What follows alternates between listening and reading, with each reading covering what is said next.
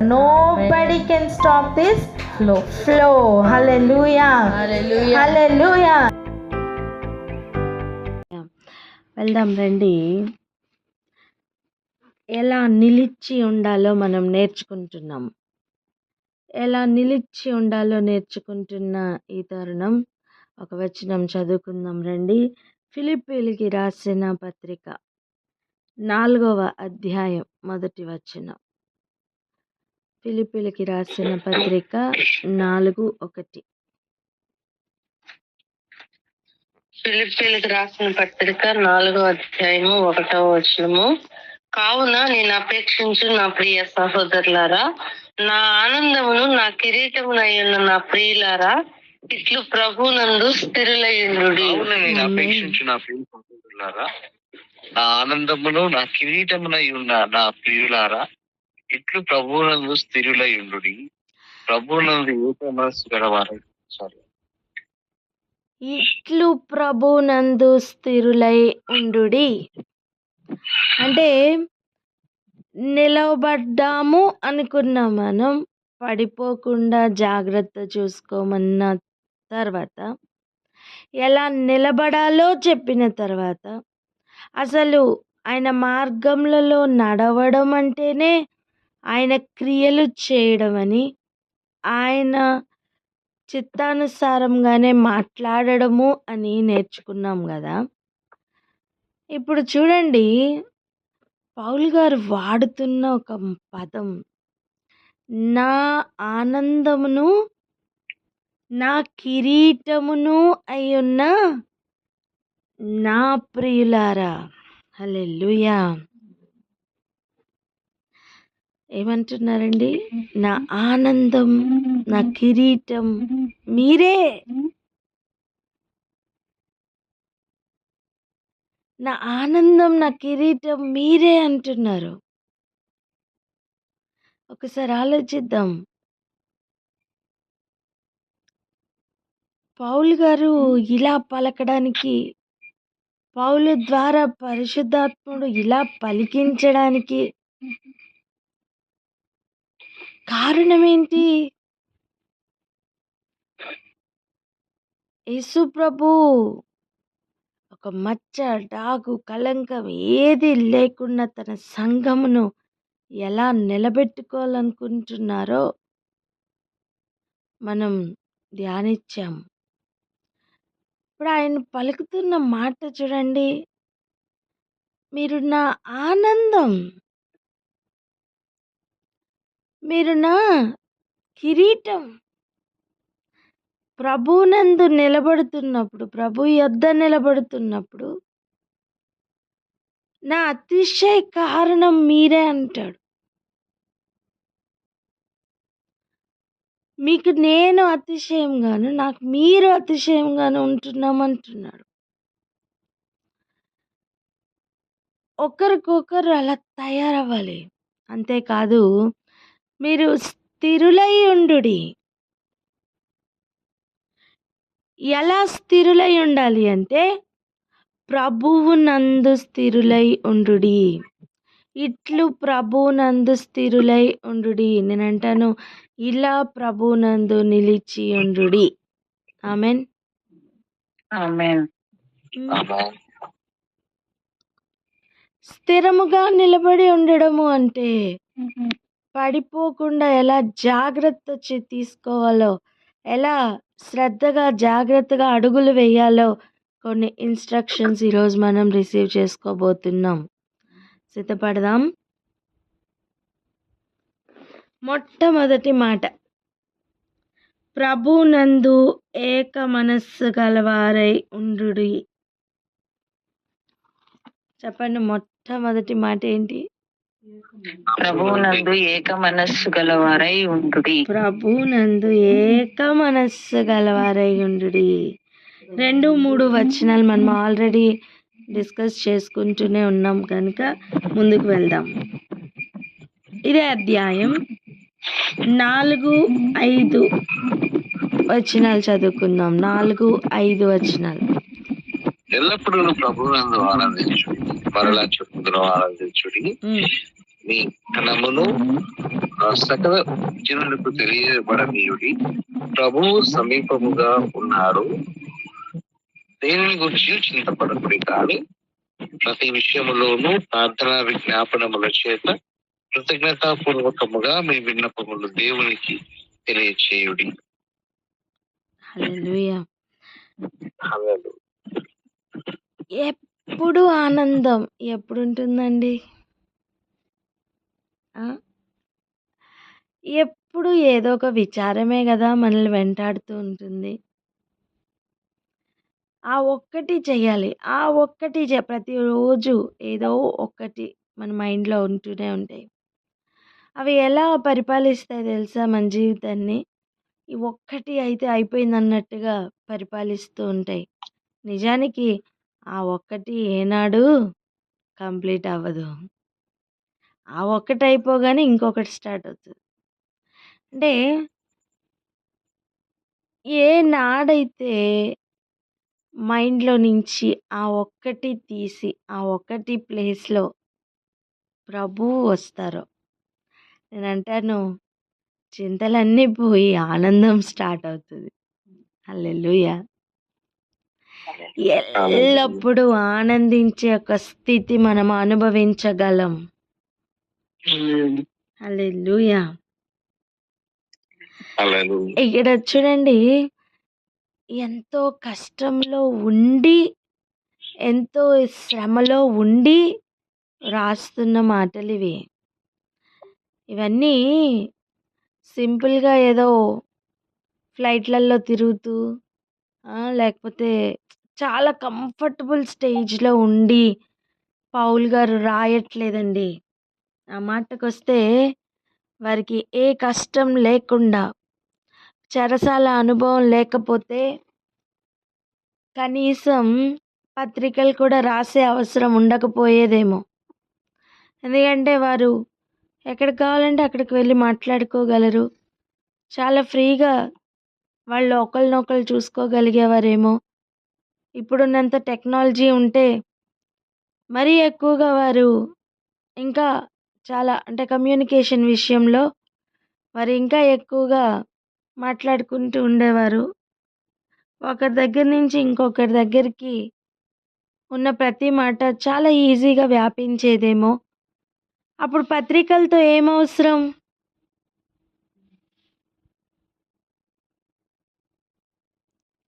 పత్రికలు రాసి పంపించవలసిన అవసరం ఏముండేది?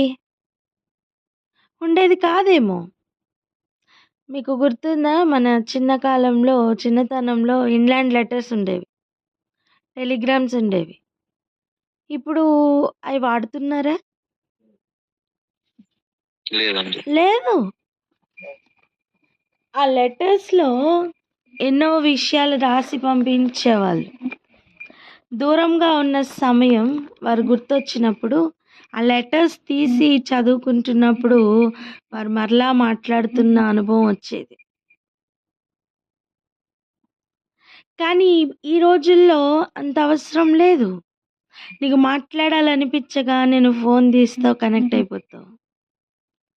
నీకు చూడాలనిపించగానే వీడియో కాల్ చేస్తావు, మాట్లాడతావు, అయిపోయింది.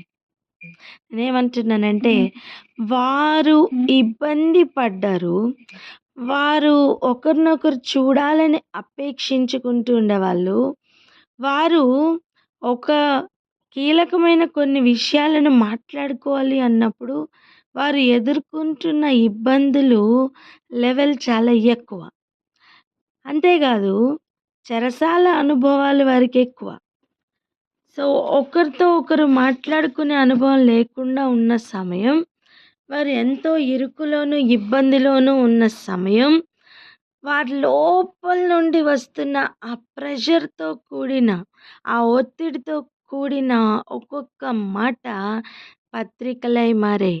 అవి ఒకరికి నుంచి ఒకరికి చేరడానికి ఎంతో కష్టతరమయ్యేది. నిజానికి ఒక పత్రిక ఒక చేతికి ఇచ్చిన తర్వాత అది చేరేంత వరకు కూడా నమ్మకం లేదు. అటువంటి పరిస్థితుల్లో వారు ఆ రోజుల్లో ప్రాణ భయం చేత వారు బ్రతుకుతూ ఒక్కొక్క పత్రికను చేరవేస్తూ ఉండేవాళ్ళు. అలాంటి సమయం ప్రభువునందు స్థిరుడై ఉన్న పౌలు పలుకుతున్న మాట ఆనందించుడి. మరలా చెప్పుదును ఆనందించుడి అని. మనం చాలాసార్లు అంటాం, నాకు వచ్చిన కష్టం నీకు వస్తే తెలుస్తుంది, అప్పుడు నీవు ఆనందపడు, సంతోషంగా ఉండు అని చెప్పవు కదా అన్న ఫీల్ మన లోపల వస్తుంది. కానీ కాదండి, అంతకంటే ఎక్కువ కష్టంలో ఉండి, అంతకంటే ఎక్కువ నష్టంలో ఉండి పౌలు గారు చెప్తున్న మాట, ప్రభువునందు పొందుతున్న ఆనందమును బట్టి మాత్రమే ఈ మాట రాయగలుగుతున్న పౌలు.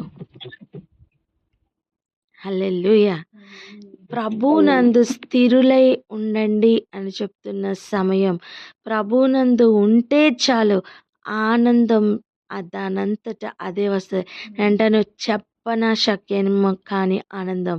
అంతేకాదు, అది ఎవరు దొంగిలించలేని ఆనందం నిన్ను పరిపాలిస్తుంటుంది. హల్లెలూయా. అంతేకాదు, అందరు చెప్దాం సమాధానం అని. సమాధానం. డైరెక్ట్గా 7వ వచనం చదవండి. అప్పుడు సమస్త జ్ఞానమునకు మించిన దేవుని సమాధానం యేసుక్రీస్తు వలన ఇతరులకు కాదు. స్తోత్రం. 7వ వచనం, అప్పుడు సమస్త జ్ఞానమునకు మించిన దేవుని సమాధానం. హల్లెలూయా. ఏంటండి? సమస్త జ్ఞానమునకు మించిన దేవుని సమాధానమా? జ్ఞానం అంటే ఈ లోకంలో ఉన్న ప్రతి జ్ఞానం అని చెప్పబడుతున్న అన్నిటికంటే దానిని మించిన,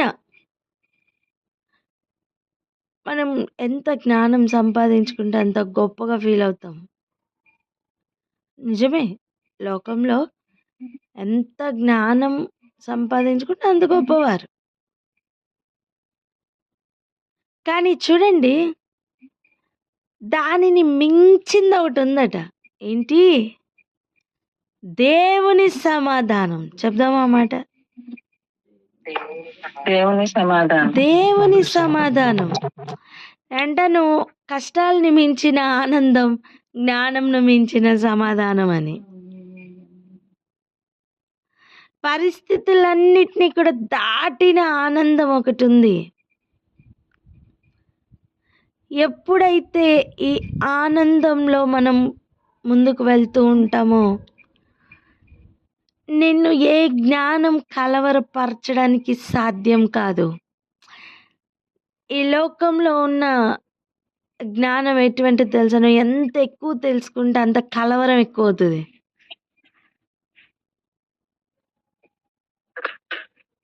మనం అనుకుంటాం ఎక్కువ జ్ఞానం తెలుసుకుంటే ఎక్కువ సంతోషం ఉంటుందని. కాదు, ఎక్కువ ఈ లోక జ్ఞానం, నేను చెప్తున్నది పరలోకపు జ్ఞానం, దేవుని జ్ఞానం కాదు.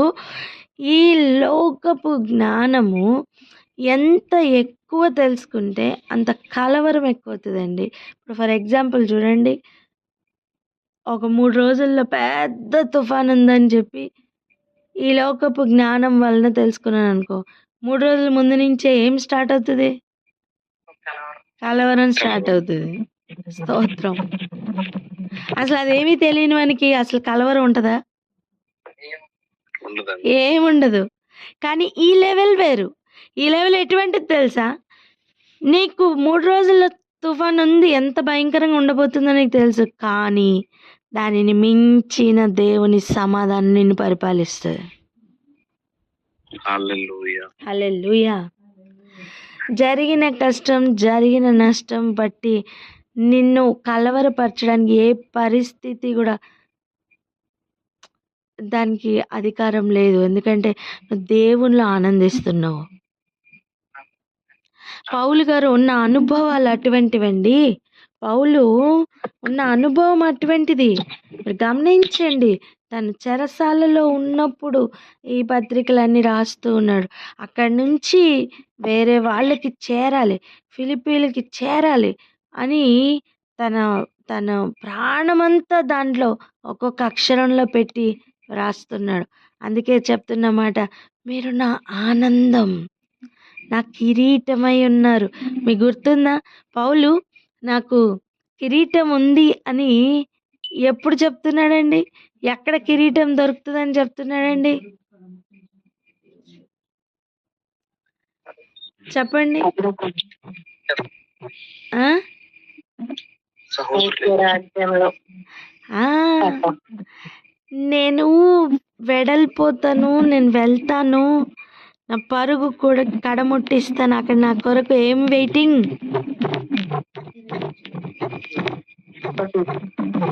జీవ కిరీటం. హల్లెలూయా. అంటే కిరీటం అనేది ఎక్కడ దొరుకుతుంది? ఆయన సన్నిధికి వెళ్ళాక దొరుకుతుంది. చెప్పండి ఆ మాట. ఆయన సన్నిధికి వెళ్ళాక దొరుకుతుంది. ఆ, అందుకే ఆలోచించండి. ఈ కిరీటం ఎప్పుడైతే తను గమనిస్తున్నాడో, ఏది నా కిరీటం అని, అనేక కిరీటాలు ఉన్నాయి, కానీ తను చెప్తున్న మాట, మీరు నా ఆనందంను, నా కిరీటంనై ఉన్నారు. అందుకే స్థిరంగా నిలబడండి. ఒకవేళ పడిపోతే, మీరు పడిపోతే నాకేం పడిపోతుంది? నా కిరీటం పడిపోయినట్టే. మీరు పడిపోతే నాకేం పడిపోతుంది? నా కిరీటం పడిపోయినట్టే. పడిపోతుంది. చెప్పకుండానే చెప్తున్నాడండి. అర్థమవుతుందా? ఒకరిని ఒకరు అలా చూడాలి. హల్లెలూయా. హల్లెలూయా. ఒకరిని ఒకరు భారమని తలంచవద్దు, ఒకరిని ఒకరు కష్టమని తలంచవద్దు, ఒకరిని ఒకరు నా కిరీటం అని ఫీల్ అవ్వండి. హల్లెలూయా. ఇక్కడ ఇక్కడ చూడండి, సమస్త జ్ఞానమునకు మించిన దేవుని సమాధానం ఒకటి ఉందట.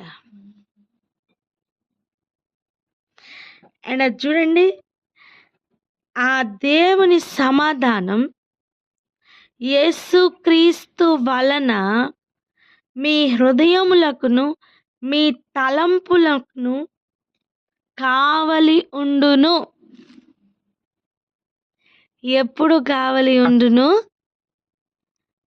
ఎల్లప్పుడూ ఆనందించడం నేర్చుకుంటే. హల్లెలూయా. వెంటను నీకు ఆనందం సమయంలో కూడా ఏదో ఒక కలవరం పరిపాలిస్తుంది కదా, నీకు దేవుని సమాధానం ఎలా ఉంటుంది నాన్న? రెండో మాట, నీకు లేని సమాధానం ఎవరికి పంచుతావు నాన్న నువ్వు? నీకు అర్థమైందా? నీ కప్లో కాఫీ ఉంటే కదా వేరెవరికైనా పోస్తావు. నీ గిన్నె నిండి పొర్లితే కదా నువ్వు ఎవరికైనా ఇవ్వగలవు. కనీసం కొంచెం ఉన్నా పర్వాలేదండి, ఊరంతా నింపడానికి సరిపోతుంది. జ్ఞాపకం ఉందా? ఒక విధవరాలు కొంచెమే నూనె మిగిల్చి వెళ్ళిన భర్త, కొంచెం నూనె ఉంది. తన ప్రవక్త ద్వారా, దేవుడు తన ప్రవక్త ద్వారా ఇచ్చిన మాట, అన్ని వెజల్స్, అన్ని పాత్రలు తీసుకొచ్చి పెట్టు. ప్రతి ఖాళీ పాత్ర ఈ కొంచెం నూనెతోనే నింపడం సాధ్యమైంది. ఆ కొంచెం నూనె ఉన్నా చాలండి. కొంచెం నూనె ఆ ఊర్లో ఉన్న పాత్రలన్నీ నింపడం సాధ్యమైతే పొంగి పొర్లుతున్న అనుభవం ఎలా ఉంటుంది? హల్లెలూయా. హల్లెలూయా. ఒకటి ఆలోచించండి, మన పాత్రలో ఏది ఉంటే మనం అది షేర్ చేస్తాం. అందుకే పౌలు గారు ఈరోజు చెప్తున్న క్లియర్ మాట, ఫస్ట్ నీ పాత్రని ఆనందంతో నింపుకో.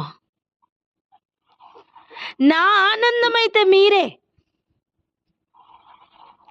నా కిరీటం అయితే మీరే. నేను ఏదైనా సంపాదించుకుంటున్నాను అంటే అది లోకంలో ఉన్నదాన్ని కాదు, మిమ్మల్ని సంపాదిస్తున్నా. మీ స్థిరముగా నిలబడి ఉన్నారా, నేను కిరీటం పొందినట్టే. నేను ఆనందిస్తున్నాను, మీరు కూడా ఆనందించండి. మరలా చెప్తున్నాను, ఆనందించండి. అర్థం, చెరసాలలో ఉన్నా సరే ఆనందం ఎలా పడాలో నాకు తెలుసు అంటే పౌలు తరపు నుంచి వస్తున్న మాటలు. దెబ్బలు తగిలి ఉన్నాయి, అయినా స్తుతి వస్తుందండి నోట్లో నుంచి. హల్లెలూయా. చాలా మంది నిన్ను అడుగుతూ ఉంటారు, నీ ప్రభు నీకేం చేశారు? ఏం చేశారా? నువ్వు చెప్పాలి, ఇంకేం చేయాలి నా కోసం అని. హల్లెలూయా. హల్లెలూయా. ఆయన ప్రాణం ఇచ్చారు, ఇంకేం కావాలి నాన్న నీకు? నేను అంటాను, చూడండి, ప్రాణం పోయిన తర్వాత ఈ సంగతులన్నీ తెలుసుకొని అప్పుడు ఏమీ చేయలేమండి. అప్పుడు ఆనందపడదామన్నా అవకాశం ఉండదు. చూడండి, ఇన్స్టిట్యూషన్ నుంచి బయటకు వచ్చేసిన తర్వాత ఇప్పుడు 10th క్లాస్ చదువుతాను, ఇప్పుడు చాలా బాగా చదువుతాను అని నువ్వు వెళ్తే జాయిన్ చేసుకుంటారా నాన్న? అదే అనుభవం, అదే వయస్సు మళ్ళీ వస్తుందా? రాదే. అంతకంటే భయంకరం, అంతకంటే భయంకరం. ఇప్పుడు కనీసం ఫీజు కట్టి నేను మళ్ళీ చదువుతానని ఓన్ ఇంట్రెస్ట్తో వెళ్తే జాయిన్ చేసుకుంటారేమో, కానీ భూమి మీదకి అలాంటి ఒక జీవితం మరలా ఉండదు.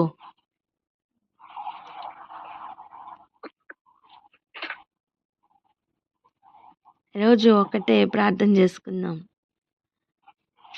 ఏ పరిస్థితిలో ఉన్నా ఆనందంతో ఉండడం పౌలు గారు తన జీవితంలో అనుభవించారు, అందుకే రాస్తున్నారు. ప్రభువులో మనం స్థిరముగా ఉండాలి అంటే మొట్టమొదటిగా మనల్ని దేవుని సమాధానం పరిపాలించాలి. నీకు అనేక సంగతులు తెలిసి ఉండొచ్చు, నీకు అనేక విషయముల మీద అసలు ఎవరికీ లేనంత జ్ఞానం ఉండి ఉండవచ్చు, నీకు అన్నీ తెలుసు, నీకు తెలియదంటూ ఏది లేదు. కానీ ఈరోజు అడుగుతున్న ప్రశ్న, దేవుని సమాధానం నీకుందా?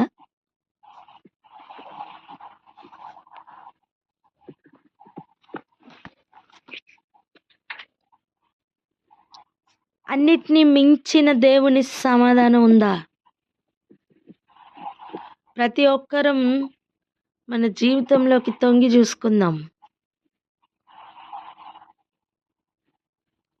దేవుని సమాధానం మనల్ని పరిపాలిస్తుందా లేదా అని. ఎప్పుడైతే దేవుని సమాధానం ఉంటుందో ఆ సమాధానం ఫస్ట్ చేస్తున్న పని ఏంటో తెలుసా? హృదయములకును తలంపులకును కావలి ఉంటుందట. మనిషికి మ్యాక్సిమం ప్రాబ్లం మైండ్తోనేనండి, తన హృదయంతోనే, తన తలంపులతోనే. ఒక సంతోషమైన ఎక్కడ పుడుతుందండి? హృదయంలోనే కదా. కలవరం ఎక్కడ పుడుతుందండి? తలంపుల్లోనే కదా. అసలు ఎవరు కదల్చలేని అనుభూతి. నేను యెహోవాను నమ్ముకుని మౌనముగా ఉండేదను అని చెప్పుతున్న ఆ లెవెల్ అది. అటువంటి లెవెల్లోనికి మనం అందరం రీచ్ అవ్వాలి. హల్లెలూయా. అందుకే చూడండి, ఇప్పుడు 4 నుంచి 7 వరకు కలిపి అందరం చదువుకుందాం. మ్యూట్లోనే ఉండి చదవండి. ఎల్లప్పుడూ ప్రభువునందు ఆనందించుడి. మరలా చెప్పుదును, ఆనందించుడి. మీ సహనమును సకల జనులకును తెలియబడనీయుడి. ప్రభువు సమీపముగా ఉన్నాడు. దేనిని గూర్చియు చింతపడకుడి, కానీ ప్రతి విషయంలోనూ ప్రార్థన విజ్ఞాపనముల చేత కృతజ్ఞతాపూర్వకంగా మీ విన్నపములు దేవునికి తెలియచేయుడి. అప్పుడు సమస్త జ్ఞానమునకు మించిన దేవుని సమాధానం యేసుక్రీస్తు వలన మీ హృదయములకును మీ తలంపులకును కావలి ఉండును. ఆమేన్. ఆమేన్. దేవునిలో స్థిరముగా ఉండడానికి ఇది రెండవది. మొదటిదేంటి? ఏక మనస్సు కలవారై ఉండండి. స్వార్థ పనిలో ఉన్న వారందరితోని ఏక మనస్సు కలవారై ఉండండి.